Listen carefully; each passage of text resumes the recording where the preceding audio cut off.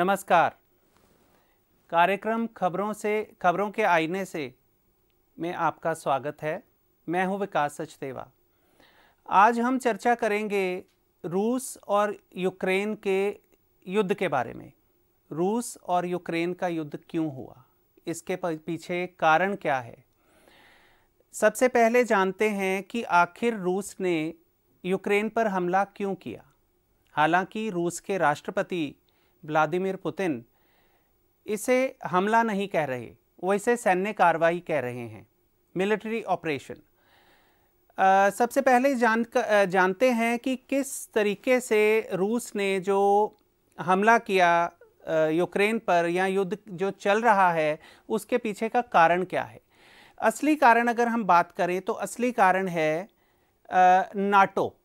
NATO का जो असली अर्थ है NATO, वो है नॉर्थ अटलांटिक ट्रीटी ऑर्गेनाइजेशन। अब नाटो क्या है, इसके पीछे थोड़ा सा और चलते हैं तो आपको बता दें कि नाटो का जो अस्तित्व है, नाटो की स्थापना 1949 में हुई। 1939 से लेके 1945 तक सेकेंड वर्ल्ड वॉर चली। दूसरे विश्व युद्ध के बाद तत्कालीन उस समय जो सोवियत संघ था, सोवियत संघ ने पूर्वी यूरोप से हटने का, अपनी फौजें वापस बुलाने का इनकार कर दिया। इस बात से उन्होंने वापस हटने का जो अपना फैसला टाल दिया। उसके बाद अमेरिका को ये लगा कि सोवियत संघ जो है ये एक सुपर पावर के रूप में पूरे यूरोप पर कब्जा ना कर ले। 1948 में रूस ने बर्लिन को भी घेर लिया। उसी को पूरा करने के लिए या उससे बचने के लिए अमेरिका ने नाटो की स्थापना की 1949 में। उस समय नाटो के 12 सदस्य देश थे, जिसमें अमेरिका था, ब्रिटेन, कनाडा और फ्रांस, जर्मन, ये सारे देश थे। लेकिन धीरे धीरे नाटो का विस्तार होता गया। अमेरिका अपने यूरोप के बाकी सभी देशों को अपने साथ मिलाता गया और आज अगर हम बात करें तो नाटो के सदस्य देशों की संख्या 30 है। अब बात करते हैं कि नाटो से रूस को क्या प्रॉब्लम है, रूस को आखिर इतनी चिढ़ क्यों है कि नाटो से उसको इस तरह से, नाटो की वजह से उसे यूक्रेन पर कब युद्ध करना पड़ा। नाटो ने यूक्रेन और जॉर्जिया को 2008 में ये ऑफर दी अपना सदस्य देश बनने के लिए, लेकिन रूस ने यूक्रेन, जो कि उसका बिल्कुल साथ का देश है, पड़ोसी देश है, और ऑलरेडी 2004 में रूस के जो बाकी पड़ोसी देश थे, तुर्की हो गया, लातविया हो गया, लिथुआनिया हो गया, ये सारे नाटो के सदस्य बन चुके थे। नाटो जो असल में है ये सैन्य एक संगठन है जो कि अपने सदस्य देशों में से अगर किसी पर कोई हमला होता है तो उसे अपने पर हमला मानता है और सभी सदस्य देश उस देश की मदद के लिए पहुंच जाते हैं। अब अगर तुर्की, लिथुआनिया और लातविया के अलावा चौथी तरफ जो यूक्रेन है वो भी नाटो का सदस्य देश बन जाता तो रूस नाटो से पूरी तरह से घिर जाता। इसी वजह से रूस ने क्या किया कि जॉर्जिया और यूक्रेन को मना कर दिया कि वो इस पर लिखित गारंटी दें कि वो नाटो के सदस्य देश नहीं बनेंगे। इसके अलावा इसके बाद जो युद्ध हुआ वो आप सबके सामने है, लेकिन इस समय जो हालात चल रहे हैं युद्ध के, वो युद्ध इस स्तर पर पहुंच गया है कि कल व्लादिमीर पुतिन जो राष्ट्रपति हैं रूस के, उन्होंने अपनी परमाणु एजेंसी को सतर्क रहने के लिए भी कह दिया है।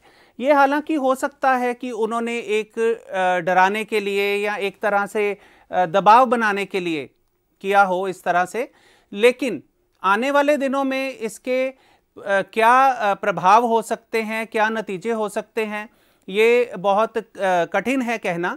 अभी फ़िलहाल तो युद्ध अभी चल रहा है। साथ में आपको ये भी बता दें कि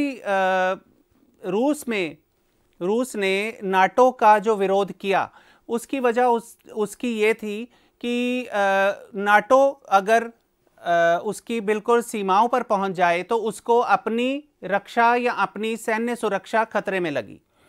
इसके अलावा यूक्रेन में जो पूर्वी यूक्रेन के लोग हैं वो खुद को अपने रूस के ज़्यादा करीब मानते हैं। तो इसमें क्या हुआ कि अब रूस के राष्ट्रपति जो व्लादिमीर पुतिन हैं वो इसको हमला ना कह के अपने समर्थक या अपने ही नागरिकों को सुरक्षा देने के लिए सैन्य कार्रवाई इसको बता रहे हैं। इससे पहले रूस ने 2014 से लेकर अब तक काफ़ी तेज़ी से पूर्वी यूक्रेन के लोगों को अपना रूसी पासपोर्ट मुहैया करवाया ताकि वो उसके नागरिक दिखाए जा सकें। और यही वजह है कि आज रूस पूर्वी यूक्रेन के लोगों को रूसी बताकर उन पर हमला कर रहा है और उनकी सुरक्षा के लिए यूक्रेन पर हमला कर रहा है।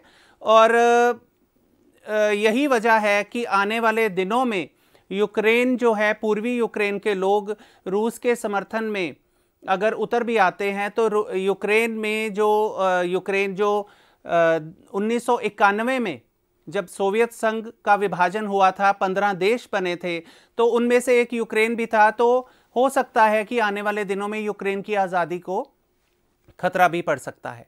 तो इसलिए परमाणु एजेंसी को सतर्क करना या विश्व पर दबाव बनाना, यूक्रेन पर दबाव बनाना, ये व्लादिमीर पुतिन जो हैं रूस के राष्ट्रपति, उनकी एक कूटनीतिक चाल भी हो सकती है। लेकिन इस तरह से अगर आने वाले दिनों में कोई भी युद्ध परमाणु स्तर पर पहुंच जाता है तो पूरे विश्व के लिए ये एक खतरे की बात हो सकती है। आज के कार्यक्रम को यहीं पर विराम देंगे। अगले कार्यक्रम में आपसे फिर मुलाकात होगी। तब तक के लिए नमस्कार। देश दुनिया ਦੀਆਂ ਤਾਜ਼ਾ ਖਬਰਾਂ ਦੇ ਲਈ ਹੁਣੇ ਪਲੇ ਸਟੋਰ ਤੋਂ ਡਾਊਨਲੋਡ ਕਰੋ ਪੰਜਾਬ ਦੀ ਆਵਾਜ਼ ਅਜੀਤ ਨਿਊਜ਼ ਐਪ। ਹੁਣ ਤੁਹਾਡਾ ਆਪਣਾ ਅਜੀਤ ਹਰ ਸੋਸ਼ਲ ਮੀਡੀਆ ਪਲੇਟਫਾਰਮ ਦੇ ਉੱਤੇ ਉਪਲਬਧ ਹੈ। ਫੇਸਬੁੱਕ ਦੇ ਉੱਤੇ ਹੁਣੇ ਲਾਈਕ ਤੇ ਫੋਲੋ ਕਰੋ ਅਜੀਤ ਦਾ ਅਫੀਸ਼ੀਅਲ ਪੇਜ ਡੇਲੀ ਅਜੀਤ ਤੇ ਹਾਂ ਨਾਲ ਹੀ ਦੋਸਤਾਂ ਨੂੰ ਪੇਜ ਲਾਈਕ ਕਰਨ ਦੇ ਲਈ ਇਨਵਾਈਟ ਕਰਨਾ ਨਾ ਭੁੱਲਣਾ। ਇੰਨਾ ਹੀ ਨਹੀਂ, ਹਿੰਦੀ ਦੇ ਵਿੱਚ ਖਬਰਾਂ ਵਾਸਤੇ ਲਾਈਕ ਤੇ ਫੋਲੋ ਕਰੋ ਸਾਡਾ ਫੇਸਬੁੱਕ ਪੇਜ ਅਜੀਤ ਸਮਾਚਾਰ ਹਿੰਦੀ। YouTube ਦੇ ਉੱਤੇ ਵੀਡੀਓ ਖਬਰਾਂ ਦੇਖਣ ਦੇ ਲਈ ਹੁਣੇ ਸਬਸਕ੍ਰਾਈਬ ਕਰੋ ਅਜੀਤ ਦਾ official YouTube channel Ajit web TV. ਤੁਹਾਡਾ ਆਪਣਾ ਅਜੀਤ ਹੁਣ ਟਵਿੱਟਰ ਤੇ ਇੰਸਟਾਗ੍ਰਾਮ ਦੇ ਉੱਤੇ ਵੀ ਉਪਲਬਧ ਹੈ। ਟਵਿੱਟਰ ਦੇ ਉੱਤੇ ਖਬਰਾਂ ਦੇ ਲਈ ਫੋਲੋ ਕਰੋ ਡੇਲੀ ਅਜੀਤ ਤੇ ਇੰਸਟਾਗ੍ਰਾਮ ਦੇ ਉੱਤੇ ਖਬਰਾਂ ਦੇ ਨਾਲ ਵੀਡੀਓ ਦੇਖਣ ਦੇ ਲਈ ਫੋਲੋ ਕਰੋ ਬਲੂ ਟਿਕ ਵਾਲਾ ਸਾਡਾ ਅਫੀਸ਼ੀਅਲ ਚੈਨਲ ਡੇਲੀ ਅਜੀਤ। ਇੰਨਾ ਹੀ ਨਹੀਂ, ਅਜੀਤ ਦੇ ਵੀਡੀਓ ਹੁਣ ਤੁਸੀਂ ਐਪਲ ਟੀਵੀ ਦੇ ਉੱਤੇ ਵੀ ਵੇਖ ਸਕਦੇ ਹੋ ਤੇ ਨਾਲ ਹੀ ਅਜੀਤ ਅਖਬਾਰ ਦਾ ਡਿਜੀਟਲ ਐਡੀਸ਼ਨ ਪੜ੍ਹਨ ਦੇ ਲਈ ਡਾਊਨਲੋਡ ਕਰੋ ਅਜੀਤ ਈ ਪੇਪਰ ਐਪ। ਤੁਹਾਡਾ ਆਪਣਾ ਭਰੋਸੇਯੋਗ ਚੈਨਲ, ਤੁਹਾਡੀ ਆਪਣੀ ਆਵਾਜ਼, ਪੰਜਾਬ ਦੀ ਆਵਾਜ਼ ਅਜੀਤ।